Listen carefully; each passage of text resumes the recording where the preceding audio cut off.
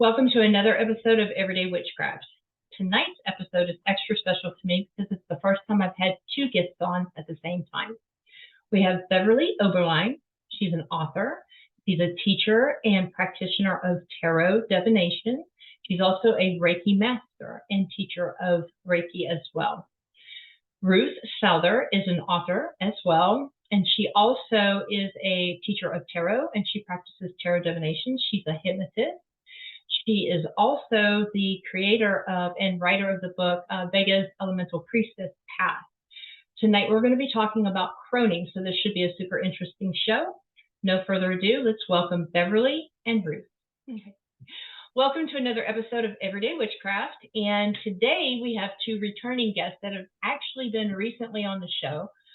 We started talking about, this is Ruth Souther and Beverly Oberline, and we started talking about Croning.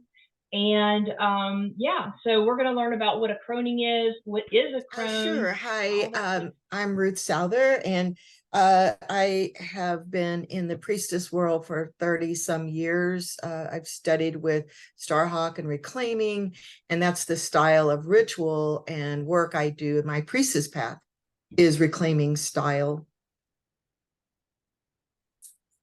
Bev, how about you? I am Bev Oberline, and I am a student of Ruthie's as well as a friend. And she has, I've studied with her, gosh, probably 20 years now, tarot and Reiki. And I went through the first Croning session that she did. And then I became interested in it as well. And so we're hoping to collaborate on something here very shortly. Okay, well, let's talk about it a little bit. First of all, what constitutes a crone? Well, technically, if you read books, they'll say that you have to be a certain age, 58, 60, even older. And I don't believe that. I believe that people, women, move through these maiden mother crone at different points in their life. Some people have never had children. Some people, instinctively become mothers without that biological clock. But typically it's older women, because older women are not acknowledged in the society. We're pushed aside. Older men, ooh, they're awesome. Older women, not so much. So we look at it as an empowering step into your own self-authority to own your own strength. Exactly. I think of it as, how long have you been in the craft? Because the different stages of the maiden mother crone, if you don't start your path until you're much older, to me, that doesn't constitute a crone. That's still, a baby, still maiden. Right. So what do you think about it, Beverly? Well, what I found, especially, I didn't have kids by choice. And so when I reached the age of 52, I found myself to be without a significant relationship. The man that I'd had a long relationship with had passed. And I was kind of like, what now? I loved my work and I was ready to continue that, obviously, for some time, but I was looking for something else. And I'd kind of been, as I told you in my other interview, I'd been in the broom closet, as our friend Lynn says. I'd been just a solitary. Yeah, I don't think for a long time I even knew that I even classified myself as a witch necessarily, but I was practicing. And I knew that I was moving into a more earth-based spirituality. And then I began to talk to Ruth, and she went, where'd you go, North Carolina? And went through a Croning ceremony, and she started talking about it, and boy, my antenna just sprang up, and I said, oh, that's what I want. And the more we talked about it, the more I wanted to do it. And then kind of simultaneously, I let my hair go. I had always colored my hair. I've had gray hair since I was a kid. And so I had always colored it, and I let it grow out and just let it be white. And I noticed that I kind of became invisible. Like at the grocery store, I used to be able to wave down a stock boy because I'm short, hey, can you help me with that? I couldn't get anything.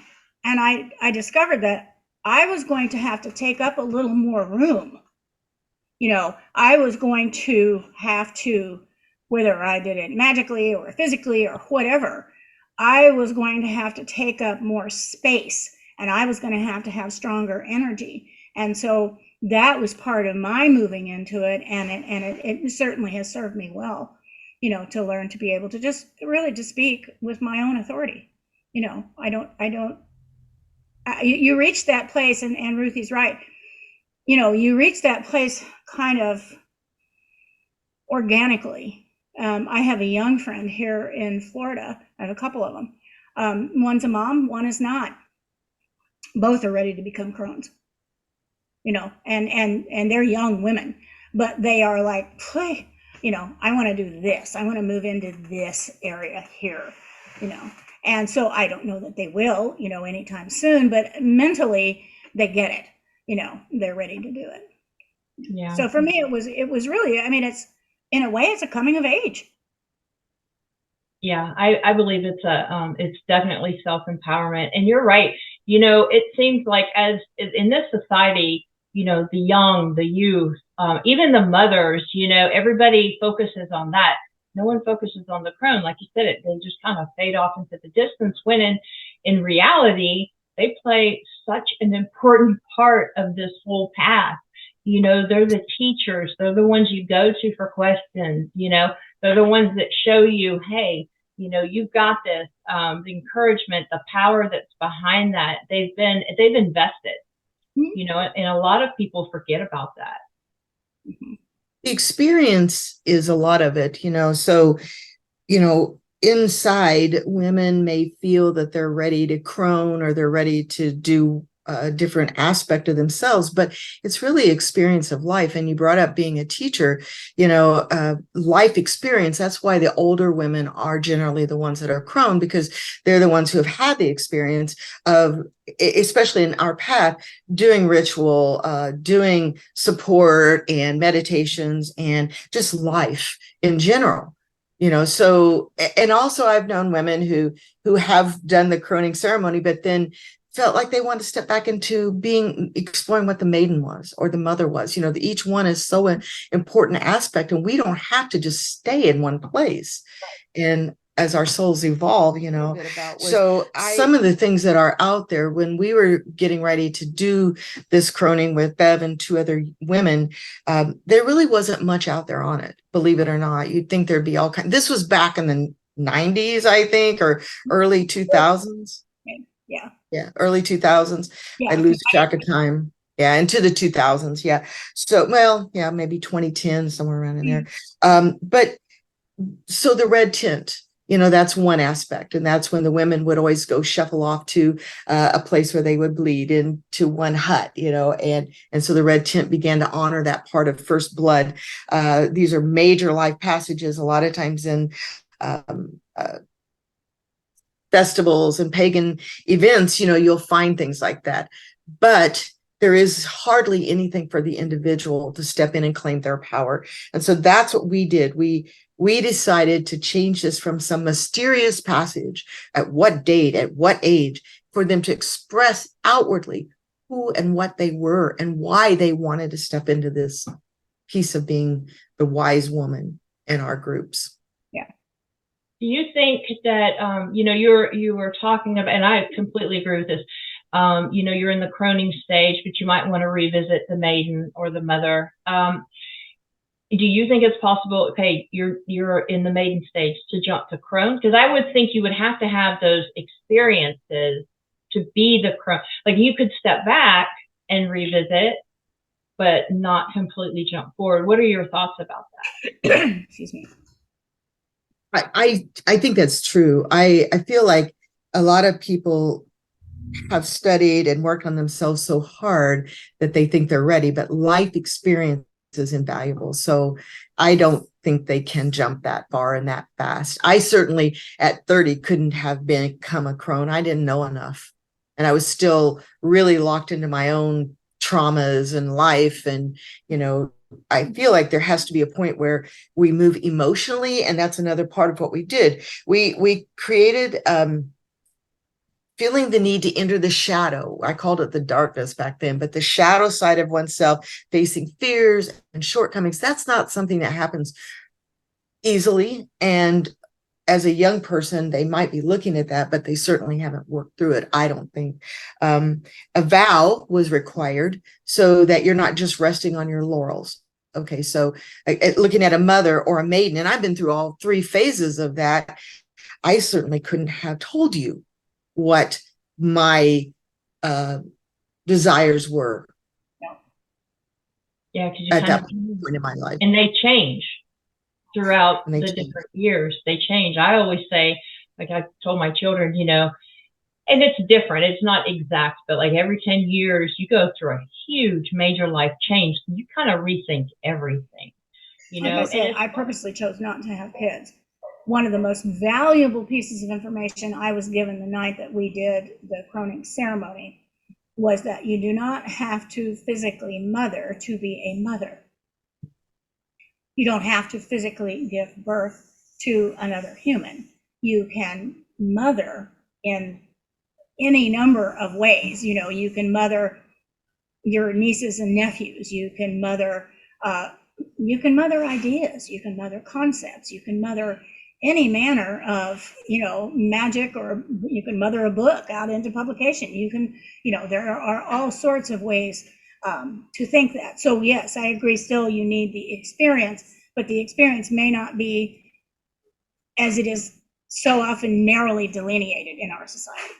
Yeah. It's not really a biological, right. It's not really a biological process in the magical world. It is the caretaker, it is the nurturer, the mother, the maiden is the spring ideas. I equate it back to the wheel, spring and summer and winter and all that sort of thing. And I think it really evolves into this. And you have the life experiences. How does magic play a part in that? If somebody, say, was just a spiritual person and they've gone through all these different phases, didn't really realize that that's what they were doing, but have gone through these different phases, especially like through their spirituality, big thing, and they said, okay, I want to crone. Do they have to go back and go work as the maiden, work as the mother? I mean, they kind of have already, especially like with their spirituality, or can they just kind of jump in and go from there? You ask a great question. And I want to point out that I've done croning for Catholic women, for Christian women, for Jewish women, for pagan women, because it's an honoring of where they are in their life. And no one cares when you reach a certain age with women. No one cares. So in answering that question, the magic is in their story. So every croning is tell your story. And so we set it up as a ritual. Even the women who came from other traditions were thrilled with it. And with Bev, what we went all out, man. Before the actual croning ceremony, we had set up 3 places. They came in, we had the archetypes, we had the maiden, and they had to visit the maiden. Remember that? Oh, I remember. Yeah.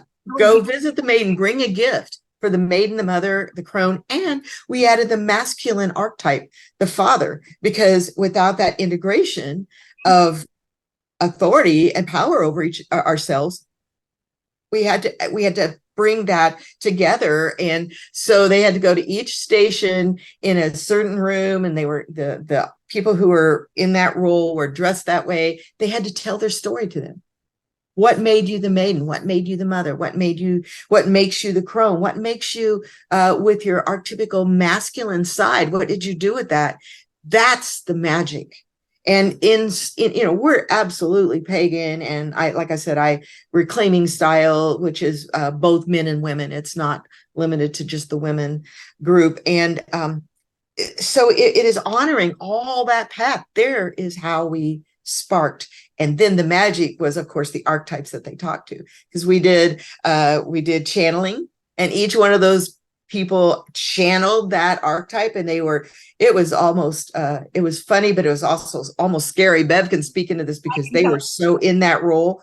And then we had to devoke it once we were done. So we created the magic. But when I did for the other women that were not of the pagan tradition, I had bowls of beads and water, and they would take the beads of what they wanted to release and drop it in the water as they told their story. Then they would go to the other one and claim it, and then also put it in water to release it, to call in the good. So even though they didn't know that they were doing a ritual, they definitely were. And then we crowned them, because crowning is important. You know, a visible something visible for them to see. And with Bev and Dawn, and I didn't do this with those women, but we washed their feet. We had them put their feet in water. We washed their feet. We did all of the traditional pagan pieces of honoring in those. And so there were 2 different rituals involved for those guys. We really pulled out all the stops for them. We did. Well, what was that like, Beverly? Oh my gosh, it was, because Ruth knew all of us personally, and so she did it at her house. And I walked into that house. I'm familiar with her house as I am with my own house. And I walked into that house and I was like, oh, okay. You know, because the pictures were covered with silk drapes, everything. There was not a reflective surface in the place. There sat a friend of ours in all of her dark, deep majesty. And I was like, is it okay to come in? You know, like a little kid. May I answer? Oh, okay. And but it was truly amazing. And everybody that channeled, they were totally there, you know, and especially the masculine aspect. I will tell you this was so funny. So I went into the little room where he was, and he asked me a couple of questions, and I said, I will try my very best. And he looked at me and he said, there is no try. There is no.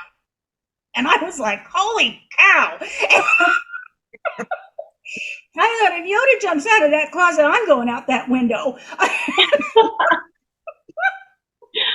It was terrific. And the thing that happened was that the girl who had aspected the maiden, when I left that night, she lived in a little area that was out in a rural area. And as I was going up what we call the hard road in Illinois, which is basically a 2-lane highway, there was a coyote walking down the side of the road. And he was just walking down. He was a big one, too, a big dog coyote. And he was walking down the road like, hey, I own this place. This is my space, and everybody just better get out of the way. He wasn't even remotely concerned about the cars. You know, usually they skitter away. And he was just walking right down that road. And as I went past him, I thought, that's a magical coyote.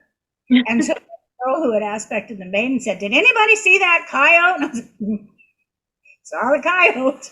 So it was just one of those things where, especially when we all get together with our energy, we could really pull it up. But I think that anybody, regardless of their tradition, who had walked into a scene like that, you know, would certainly have felt the power and felt the magic and understood that this is bigger than all of us, you know, that this energy that we tap into is the thing. It's just like we talked about when we did the other interview about the energy, you know, it's out there. It's that.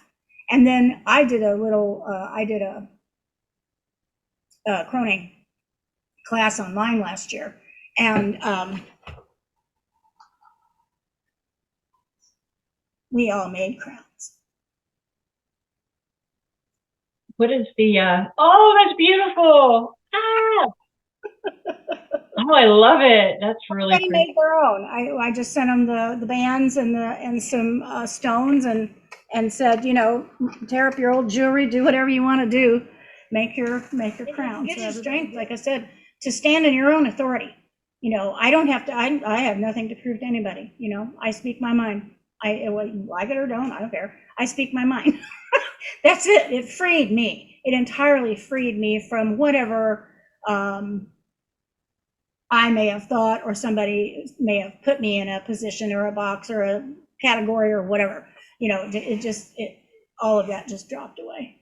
Ruthie snapped her fingers and it went away.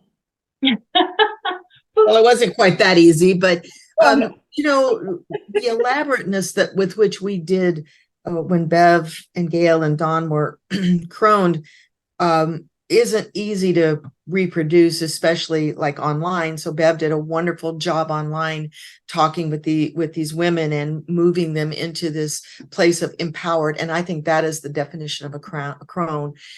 And that's why the crown, right, is because you are empowered. You become your own authority, and you are not limited by whatever beliefs or what you've been told.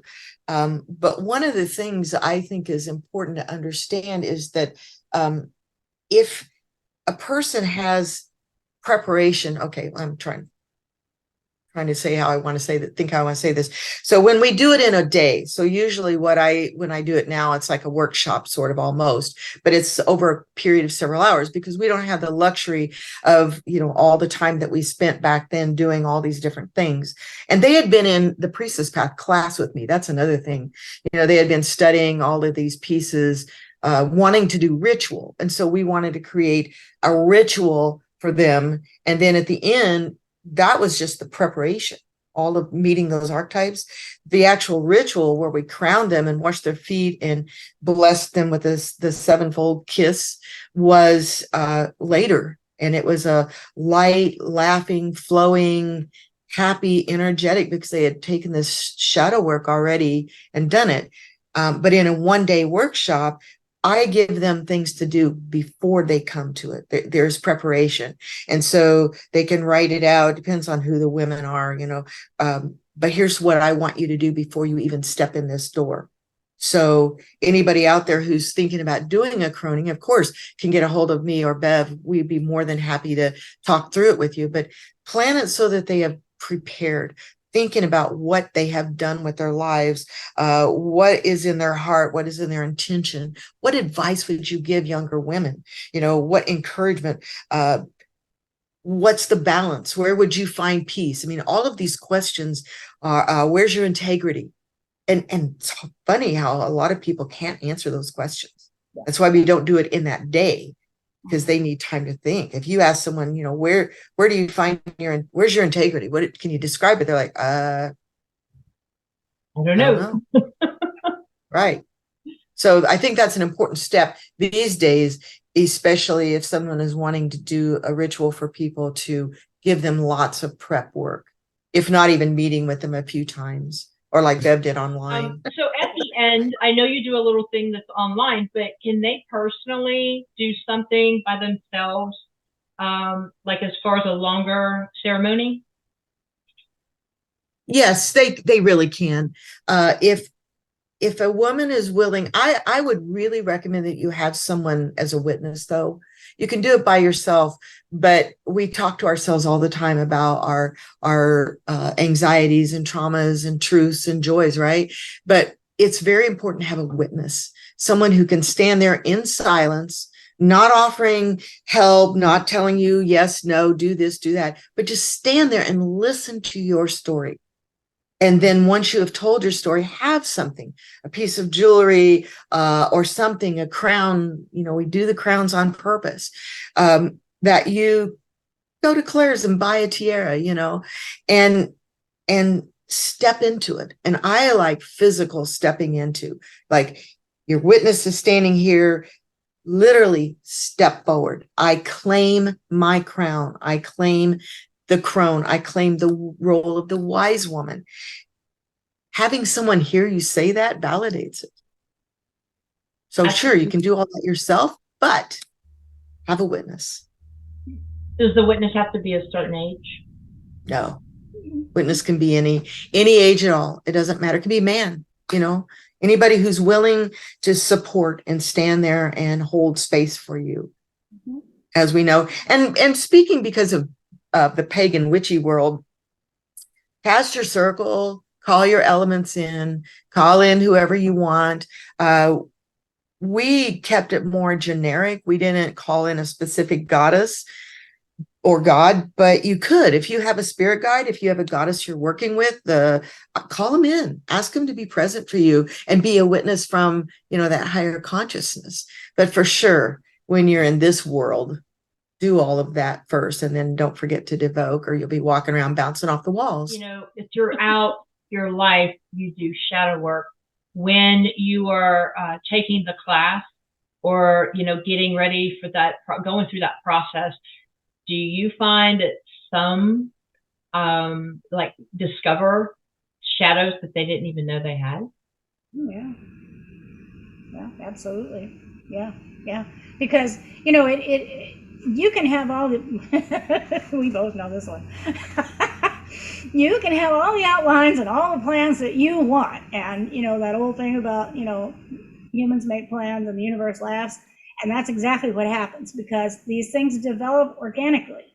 And so, yeah, you'll be rolling right along on your class schedule, and all of a sudden, whoop, and up come the stop signs. And it's like, obviously, somebody has an issue, and they may know it or they may not even realize it, but it's like, okay, we're going to have to work over this. We're going to have to tread carefully over some of these rocks until we get to this place where, we can work through whatever this is. And so, yeah, I mean, it's, you just have to be able to let it work organically, and then you have to respond in kind and offer a helping hand or someone to hold space or a guide, whatever is needed. And sometimes you just have to judge it at that moment. I do a lot of shadow work in my own personal practice with hypnosis and with shamanic breath work. A lot of shadow comes out. In fact, we have in SHIP, Shamanic Healing Initiatory Process, we have one whole segment for a weekend called Shadow. And that's all we do is dig into the shadow pieces. And as a hypnotherapist, the trauma is always there. It's just, I don't like saying everybody's in trauma, because that's not true. But we've all had things happen in our lives that we don't even realize have affected our patterns. In my priestess path, every segment we talk about the parts of us, whether it's in water or earth, what's your body image? What's your emotional truth? What have you been told? So we look at our patterns. We look at all of these things that we want to pull up in air, communication. Where's your voice? Do you even have a voice?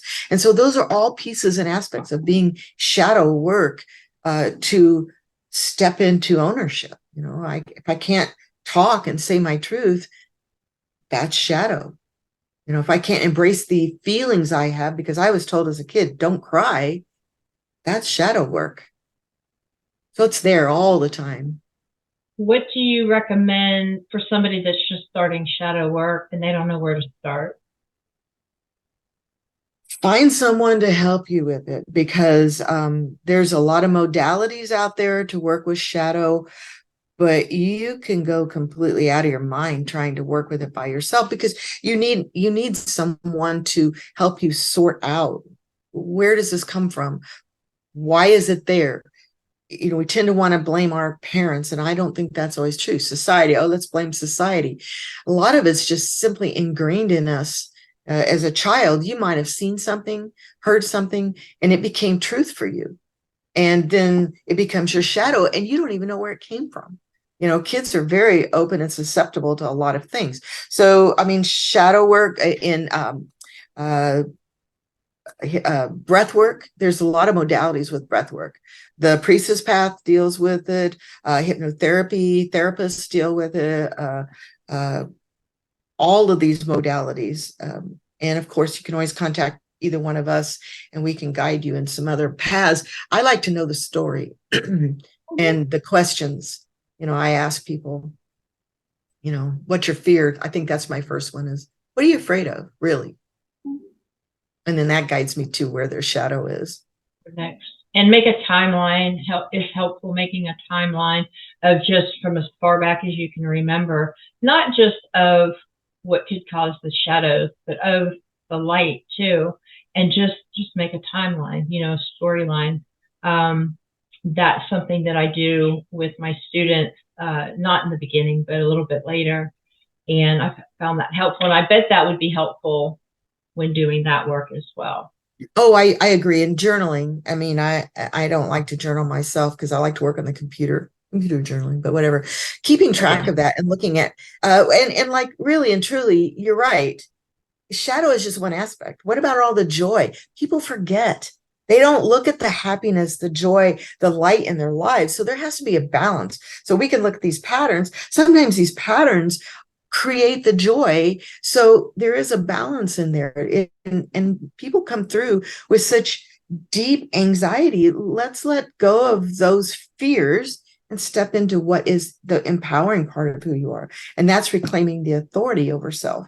And that's where any of these, you can ritual a maiden, a mother, and crone. And croning is what we're talking about. But I did you can do first blood. I've done that for 12, 13-year-olds. I've done coming of age for my 18-year-old daughter back in the day, which was interesting. We had all her friends. I had a representative. I was the mother, the maiden. She was the maiden and the crone. And we were recording it, and the camera shut off and refused to record this very personal and intimate thing that we did. Everybody gave her a charm and the advice. So you can do ritual for all aspects of and all of this wisdom was given to her from her young friends to her old friends. So ritualizing our lives is important. Celebrating, that's the thing, celebrating our lives. That's what all this is about. And recognizing the different stages that you're in and what you've learned, what you can teach, what you want, different goals and things like that. I would think, this is the question for both of you. What is the most, I guess, empowering or that you got out of Croning? What is the biggest change? I know you felt, okay, free and stuff like that, but was there something else that was that you can share that was extremely personal, that you got out of that particular process that you can't say you got out of, being a maiden or being a mother? Yeah. My mind was Ruthie can tell you that. So I'm sorry, what did you say? Who, me? I didn't hear you. I said my mind was liberated to begin with. You can attest to that. Oh, yeah. I think it liberated my heart and my soul. Really, truly. It liberated me. I always thought I was a nonconformist and I didn't pay any attention to rules and I don't care what you say and blah, blah, blah, but we really do. Down deep, that's, as she said, it's ingrained from the time we're kids. And because we go to school and you have to follow the rules and you have to wear what they say and you have to do this. And even, when I started in business, you couldn't even wear pants to work. You couldn't, not jeans. So you couldn't wear nice slacks to work. You had to freeze to death to walk to work in your miniskirt. And so there just is a lot of weight associated with that. And I think that that's what it finally did, I finally freed, Ruthie helped me free myself from all of that. And that I do not carry that baggage any longer. It's not mine. Somebody else's. When I went through the Croning, it was very disappointing. And I did not feel anything. It was a whole group of women. We all dressed in our finery. We were out in North Carolina. And what it did for me was made me come home and create my own. And because I was just like, this can't be it. So we're all going to stand up, we're going to say our name, and we're going to claim something. And that's it. There was no personal piece to it or anything. And so what I got out of supporting and being service to other women who came into this, it liberated me. It gave me insights. So, and I had written this in this old paper here about how all the facilitators stepped into a role that we had not really felt before. And that was my Croning too, even though I didn't do it the same way. But so it can be a disappointing one if you don't have any personal piece in it. Just a mass. Like you said, you don't always have time to do the way that we did mine. But Dawn and Gail and I were also friends, and we got together at least once a week and did a little ritual of our own, maybe working on a particular thing, asking for answers, asking for guidance, whatever. And then we would journal. And we would spend 2 or 3 hours a week with each other doing this. So, there was not only a deep connection between all of us and Ruth, but we did do a lot of that. So she's absolutely right. And the women that I had in my class here are women that I knew, the women that I knew locally, women, most of whom I call friend. And so we had talked about, I just kind of floated the idea, hey, what do you guys think? You want to do this? And they're like, yeah.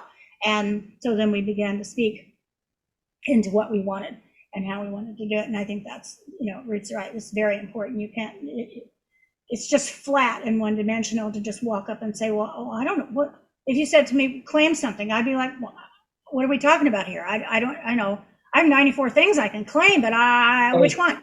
Yeah. It's just like going through, your year and a day through the different initiations. You can go the year and a day, but if you haven't done the work behind it, why are you claiming that first degree?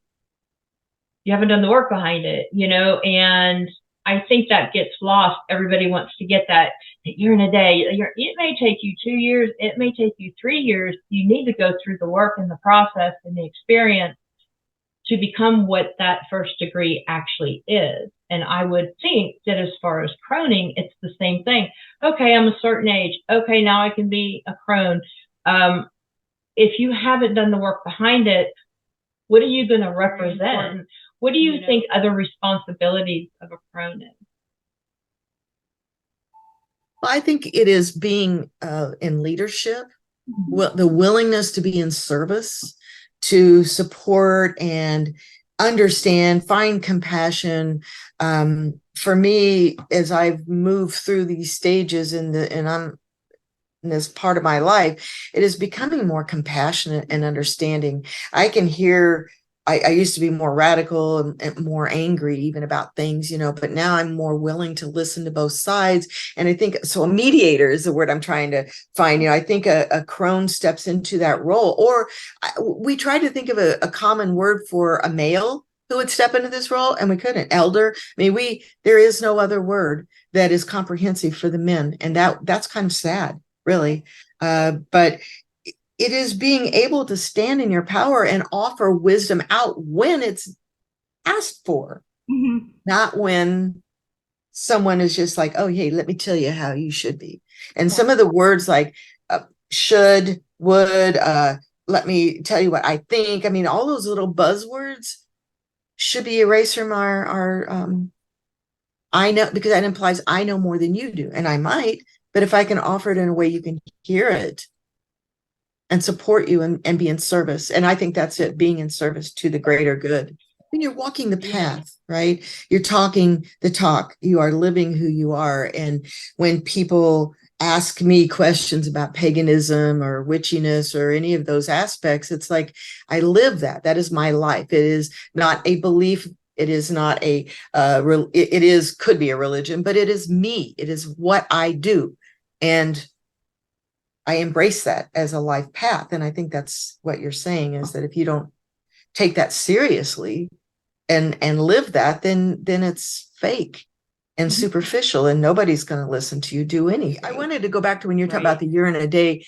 In the tradition I grew up in, basically, there wasn't those initiations, so to speak. There were, but they weren't exactly in the first initiation and all that. But I think a year and a day, if someone's willing to work with a person, a year and a day is a good time. Work through it each month, each season, each wheel, each aspect of the wheel, 8 different times. Look at each season and follow through on both the light and the dark and begin that integrating process.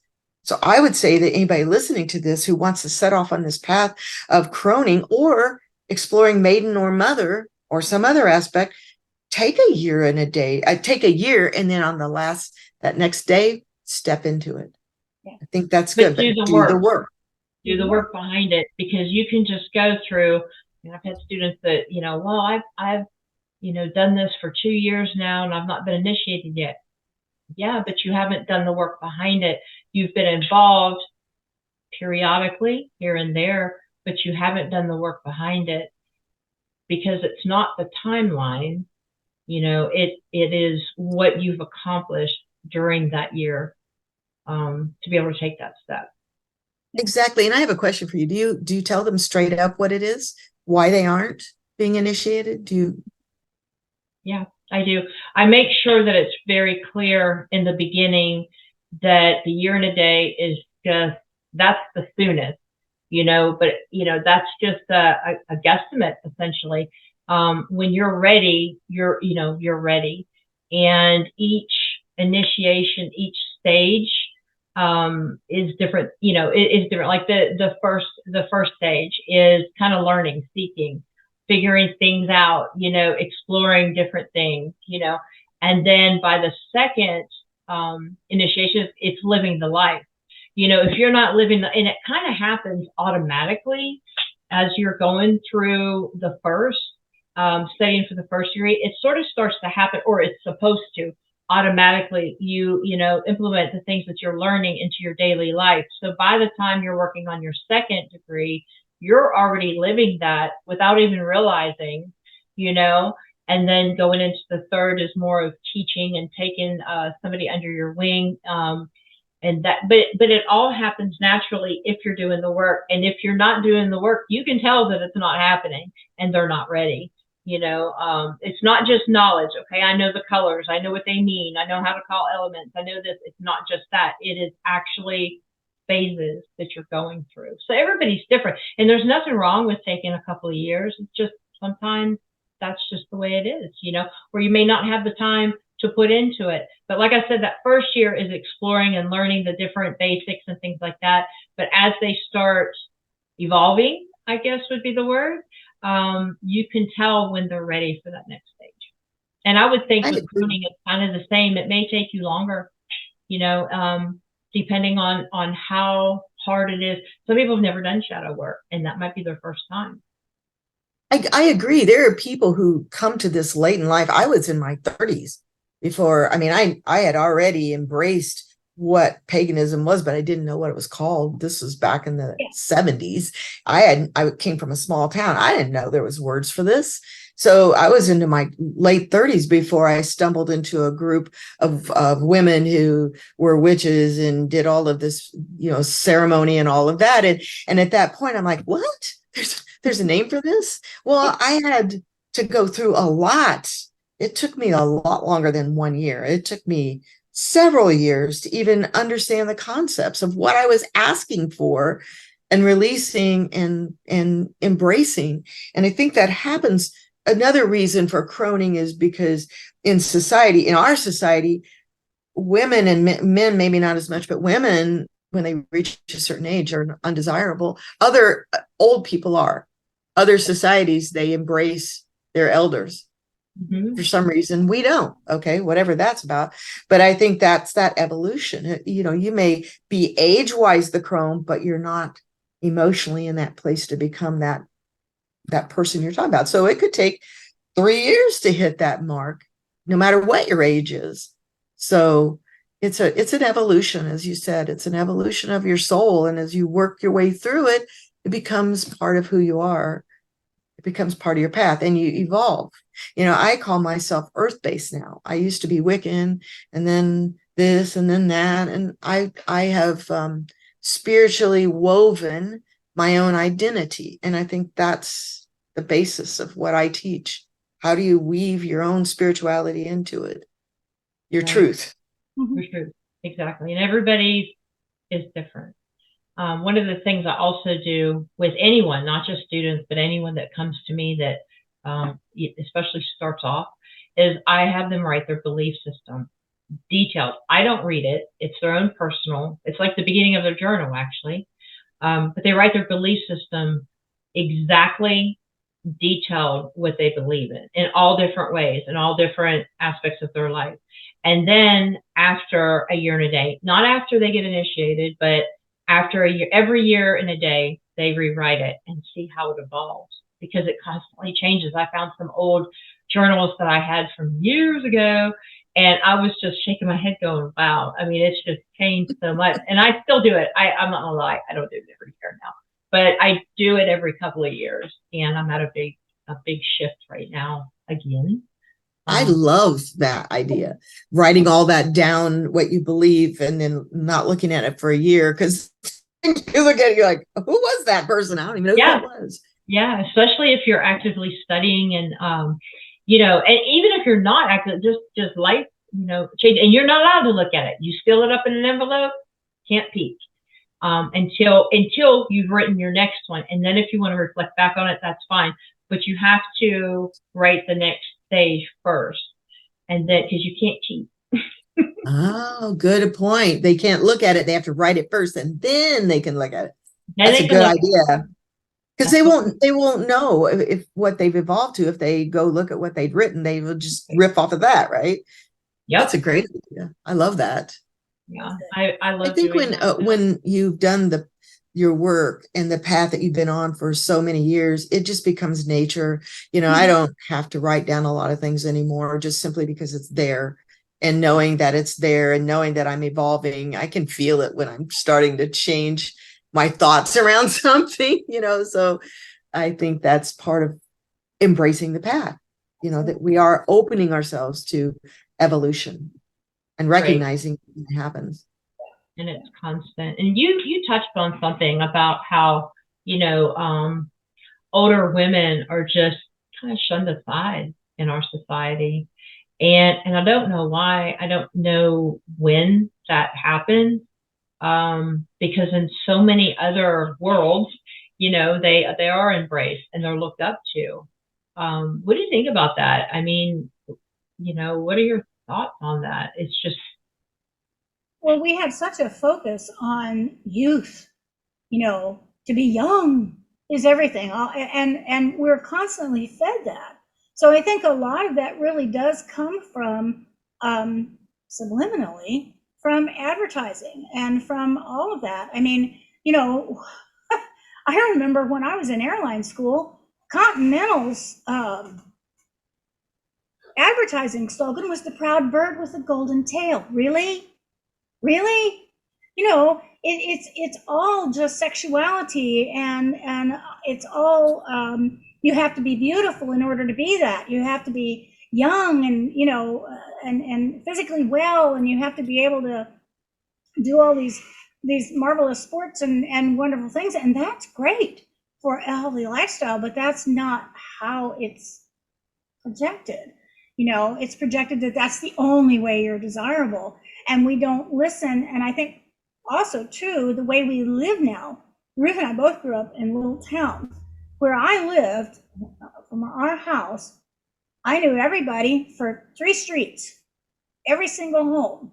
You know, some of them had kids, some of them didn't, some of them were grandkids of kids that I knew, but there was always someone. And we always complained because we couldn't get away with anything because there was always somebody we knew who was watching.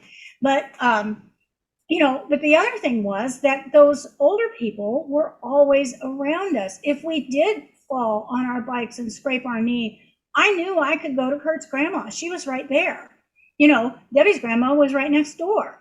You know, Casey's mom lived there, and then we lived here. So there was always some place that you could go if you needed help. And in the process of having all those older people around us and part of our little group, then we heard those stories. We heard the stories about people who came up in the Depression. We heard the stories about, you know, World War II. Well, I was born in 1950. World War II was only over for 5 years when I was born.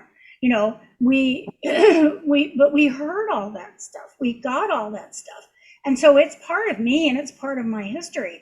And living the way that we do now, you know, too often we take the older people and say, well, here, you go over here to an old folks home, you know, and we just park them there and leave them, where they used to really a vibrant part of the home life, because nobody needed daycare when I was a kid.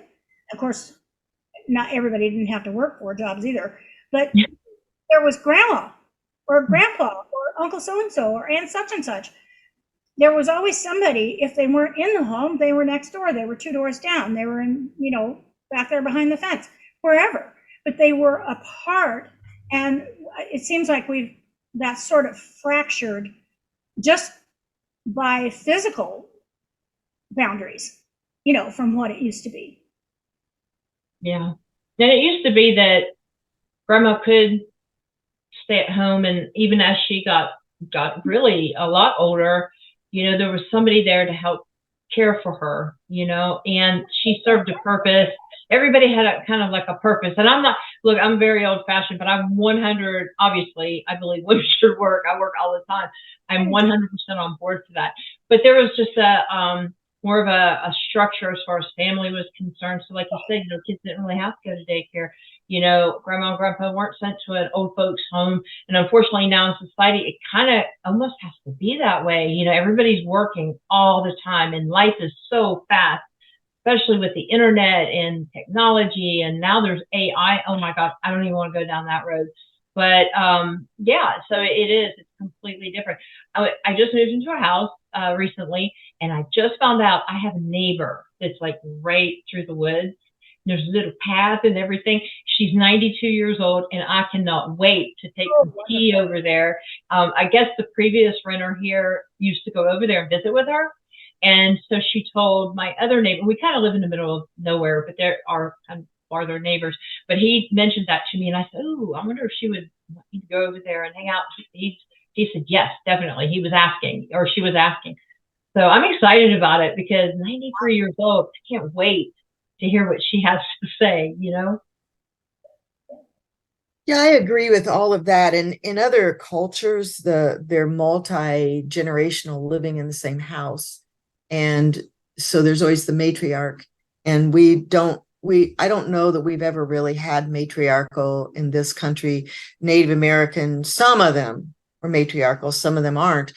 But I feel like women never had a place in this country anyway. You weren't supposed to work. We didn't even get the vote until 100 years ago. So in this society, particularly, women were not valued. They were thought of as objects and pushed aside. And so even as younger women, and I agree with Bev, all the advertising from the 70s on up, or even before that, red lipstick and, oh, you got to be sexy and you got to be this and that. But I don't think that women were ever taken seriously in this country.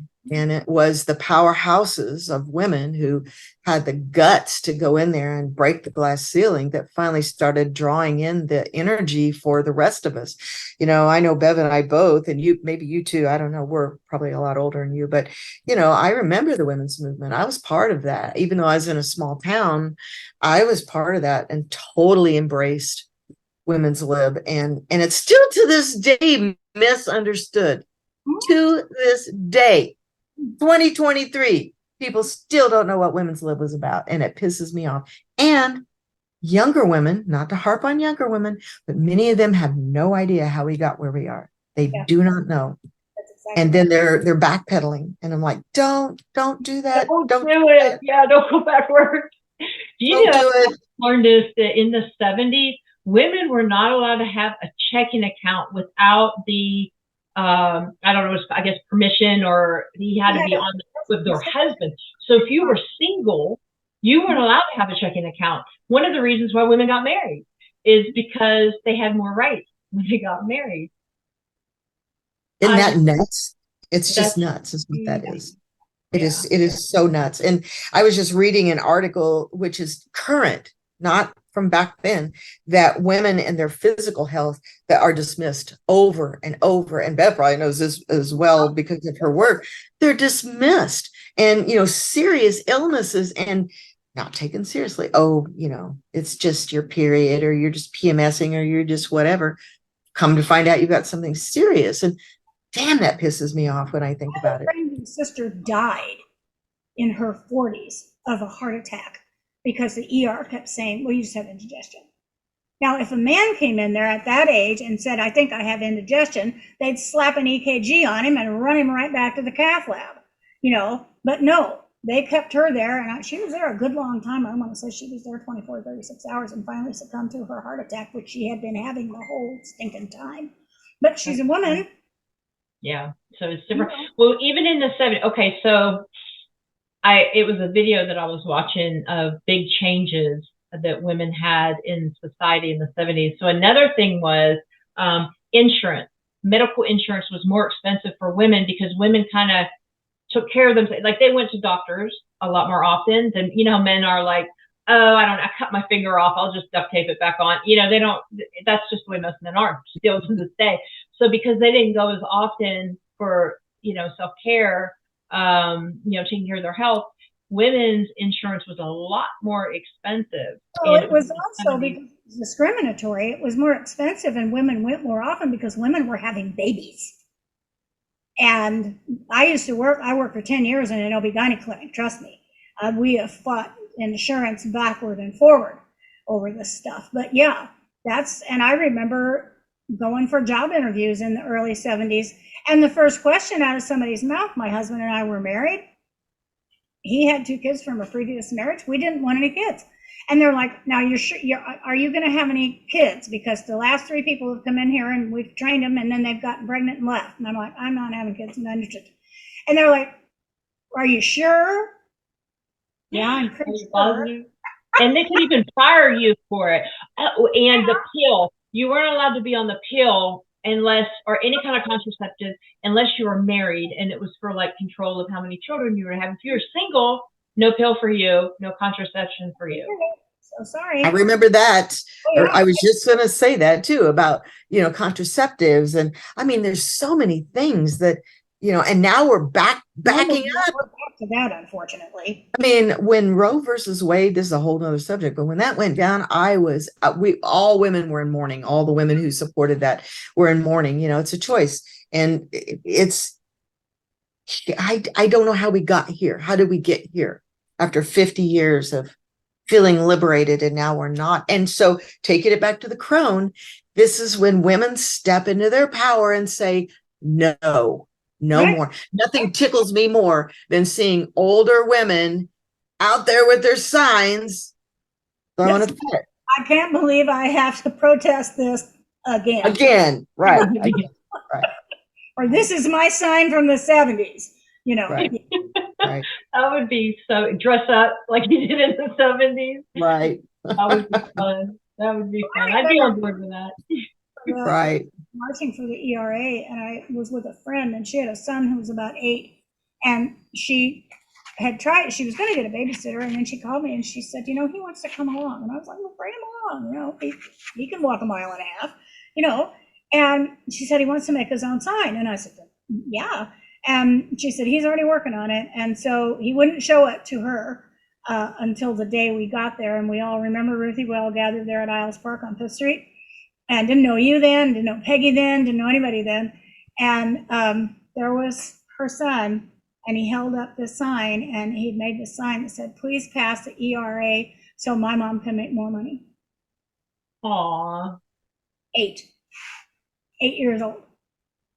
That's sweet. And he now, as a 40-some-year-old male, is in one of the finest feminists I know. And being the crone, you know, because going through life, you're doing your thing, and you may believe one way and go, you know, and stand up for power for women, but it gets put on the wayside just in life. But stepping into that crone stage, you're remembering, hold on a minute here. How did we get from here to here? Like you just said, you know, why are we going backward a little bit? No, we need to stand up together and just, you know, and the great part is, I don't know if you have more time. I guess maybe you work a lot, but it's in different paths of work. But you sit back because you're looking back on your life and you're like, wait a minute. You know, I need to stand, somebody better stand up. So I need to stand up. And like you said, you get more empowered. You feel that empowerment, you know, that freedom, and you can go back to those feelings that you had when you were younger, that sense of freedom. And I'm going to fight for this. It's kind of like you've been reborn. Yeah, I agree. It is a rebirth. Actually, it really is. And I think that the more women who go through that story and looking at all the reasons why they weren't able to claim their power is just profound to watch their faces light up when they realize that they can and they will. And I've known different women who, you know, maybe they had troubles in their marriage, but when they changed, the marriage changed. And all it took was their shift to shift this whole dynamic with their husband or their wife. And it empowered other people, not just them. Right. Yeah. Two more things. First of all, what are your final thoughts for the whole Croning process? I'd like to hear from both of you. And then I have one more question for you. Go ahead, Bev. Well, I just say celebrate it. Ruthie's comment, she said 2 or 3 times about stepping into it. That's really important. If you do this by yourself with a witness, whatever, what I told my girls since we were online was to pull it up like a cloak, pull it over your shoulders like a mantle, and square your shoulders back and raise your chin up and step into it, own it, but celebrate it. Celebrate your journey. Celebrate who you've become. Celebrate all the things that you've seen and done, good, bad, and different. Celebrate it all, because it's all part of what made you who you are right now. And you're only going to get better. You're only going to go further. You're only going to experience more things. Some may be good, some may be not so good, but you've got this. So just grab a hold of it and do it. I think it's a validation of a life well lived. No matter what has been in your life, let's validate it and celebrate it. And that, I think, is the whole point personally, so that you can become of service to yourself. My priestess path, that's what I say. You have to be in service to yourself before you can be service to anybody else, like putting that seatbelt on. And so let's validate the things you've been through. Let's celebrate them. Let's give you a place to speak and be authentic. On the show again. And you guys are a wealth of information, so just be prepared. I'm going to be bugging you. We know a lot because we're Crones. Right. Because you're Crones. That's right. Well, once again, thank you, and blessed be. Blessed be. Thank you. Okay. And so to get started in a path of Croning, I think that you need to honor the elements. Start with your body, start with earth. Where do your feet walk? What is your path that you're currently on? Take a big look at how you live physically in this world, and then move into, I call it an unwinding. We cast a circle one way, unwinding, okay, Widdershins, but unwinding emotionally. What is it? So then work with water and work with the emotional truth. What is really your truth? What is not your truth? Then move into fire. What inspires you? What creativity? What have you put on the back burner that you've always wanted to do, and you've always been the one who gave up that dream for other people? So start looking into that fiery self, and then step into air. And air is about speaking your truth, but going through that entire motion of who am I? Why am I? What do I really want? And being able to speak into it. Those are the things I would begin doing, and do it physically. Sit with your water in a moonlit night and burn something and stare into the flames, even if it's a candle. Stand out in the wind and feel it and let it blow through you. That's what I would start with. And so I have a website. It is vegaspath.com, VEGAS path.com. I'm also on Facebook under Vegas Path, and also under Ruth Souther. You can certainly friend me on there personally as well.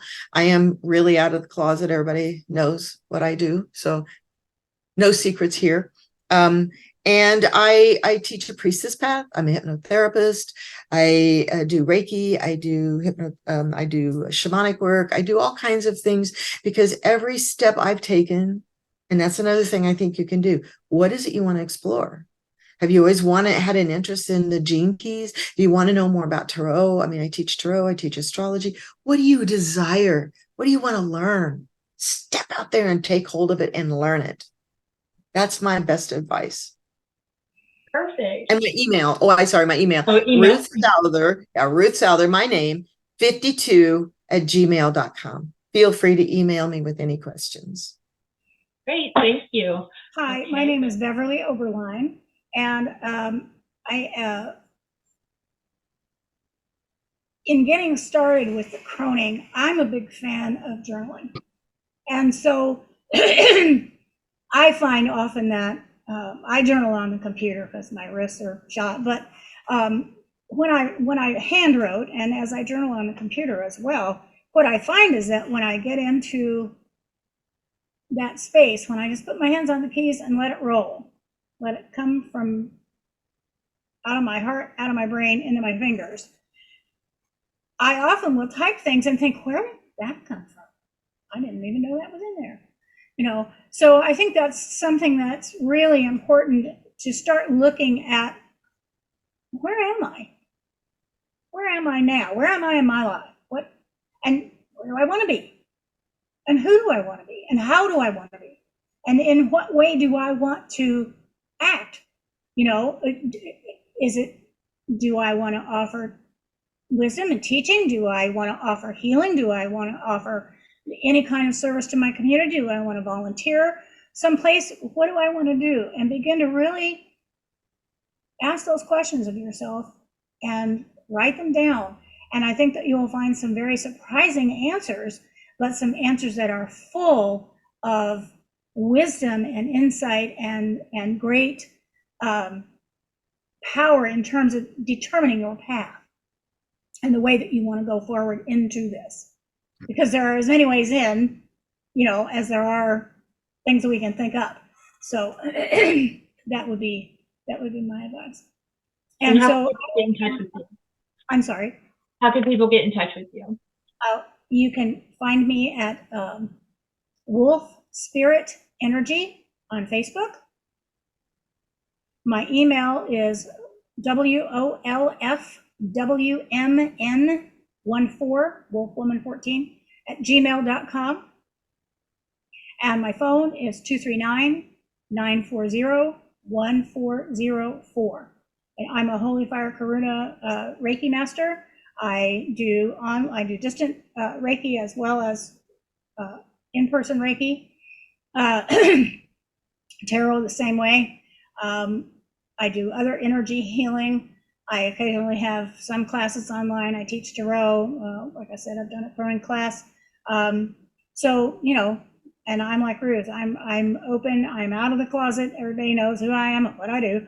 And so just, get a hold of me anytime that you feel so moved.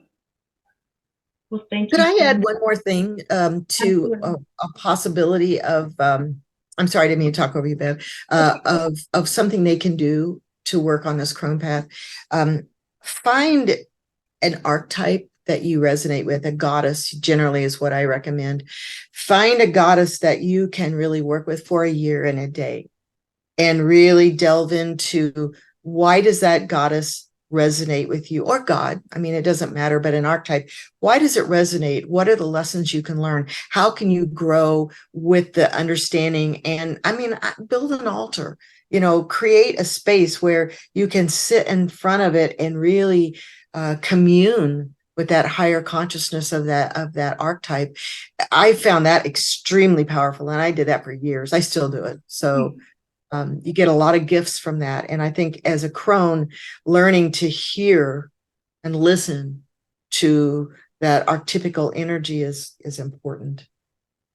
Maybe even have a croning altar, where you can sit and get inspired and tap into that particular energy, honor your life in the different things you've done, put memories up on it. That might be something that someone could do.